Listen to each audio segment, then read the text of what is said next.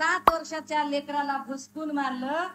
मी त्या मुलीच्या आई वडिलांना भेटायला गेले तर काळीच कापत होतं, कारण त्या लेकराच्या फोटो समोर तिसऱ्या दिवशी नैवेद्य म्हणून काय ठेवलेलं होतं, एक मॅगीचं पॅकेट, चॉकलेट आणि छोटी मूर्ती। ही गंभीर परिस्थिती आहे। कायदा सुव्यवस्थेचे 3, 13, 9, 18 झालेले आहेत। देवेंद्र फडणवीस कायदा मंत्री म्हणून, सॉरी गृहमंत्री म्हणून सपशेल नापास झालेले आहेत। अगदी आजची घटना आहे। आज येरवडा कारागृहामधला एक कुख्यात गुंड फरार झाला। टांगा पलटी घोडं फरार। काय करायचं त्याच्यावर? अरे काल परवा मी एक व्हिडिओ ट्वीट केला आणि सांगितलं की बघा पोलिस कैद्यांना कसली पाकिटं पुरवतायत। पाकिट, अरे कैद्यांना एखादी वस्तू द्यायची असेल तर त्याची प्रक्रिया असते ना राजा।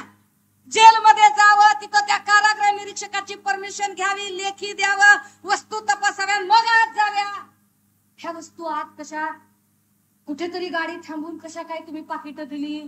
पोलिसांच्या उपस्थितीत ही देवघेव करून कशी पाकिटं दिली? दादा हो, विचार करा। उद्धव साहेब सत्तेमध्ये असताना नुसत्या IQ माहितीवरून, कारण परमवीर सिंग नंतर म्हणतो माझ्याकडे कुठलाच पुरावा नाही, मी ऐकलं होतं म्हणून म्हणलो की 100 कोटीची वसुली। ऐकलं होतं।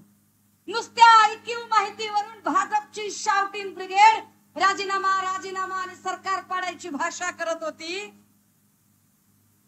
आम्ही पुरावेच्या पुरावे देतोय रोज, तरी देवेंद्र भाऊ काही खुर्ची सोडत नाही।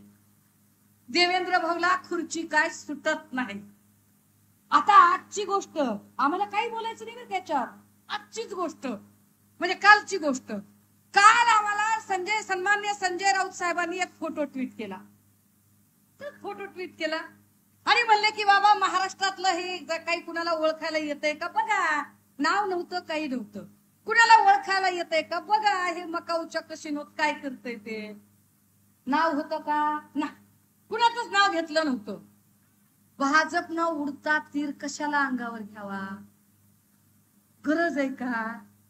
हा, लगेच भाजपवाले म्हणायला लागले तुम्हाला भाजपचेच लोक दिसतात का? म्हणजे त्यांनीच सांगितलं की भाजपचा माणूस आहे। बरं तरी पण आपण काहीच बोललो नाही। तर त्यांचाच एक नेता म्हणला बावनकुळे साहेब बाहेर गेलेले आहेत आणि कुटुंबासोबत गेलेले आहेत।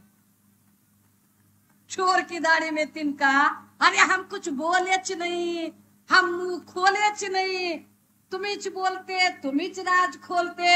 हाँ हाय क्या हो गया है म्हणल्यासारखं। हा, अरे तुमचंच सगळं चाललंय, आम्ही काही बोललोच नाही। पण आम्ही कशासाठी, आम्ही काय म्हटलं, सन्मान्य संजय राऊत साहेब सुद्धा म्हटले की कुणी फिरायला गेलं, मजा करायला गेलं तर आमचं काही म्हणणं नाही बाबा, जावं, त्याच्यात काय। अरे पण राज्यात किती अस्वस्थता आहे, किती अशांतता आहे, राज्यातले प्रश्न काय आहेत। अरे कोरोना काळात सुद्धा एका रात्री जेवढे मृत्यू झाले नव्हते तेवढे मृत्यू कोरोना संपल्यानंतर त्या कळवा ठाण्याचं हॉस्पिटल असेल, संभाजीनगरचं घाटी असेल किंवा नांदेडचं हॉस्पिटल असेल, एका रात्रीतनं एवढे मृत्यू झाले की जे कोरोनात सुद्धा झाले नव्हते। काय दुरावस्था करून टाकली राज्याची, काय राज्य रसातलाला नेण्याची परिस्थिती आहे। सगळी राज्याची संस्कृती सगळा नाश करून टाकला। आणि ह्यावर आम्ही प्रश्न विचारायला गेलो, नुसतं म्हटलं की अरे कोण आहे बघा बाबा, कोण आहे, काय करतात, चिल्लर चाळे करतात, फोटो ट्विट करतात। कुणाचा? सन्माननीय नेते आदित्यजी यांचा। ही यांची जुनी पद्धत आहे। अरे पण कोण माणूस काय पितोय काय नाही हे जरा बघत जा ना। अवकात दाखवली उंदराने।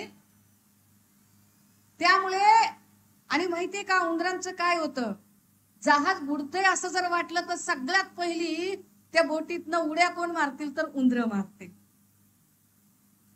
अशा उंदरांना आपण पुन्हा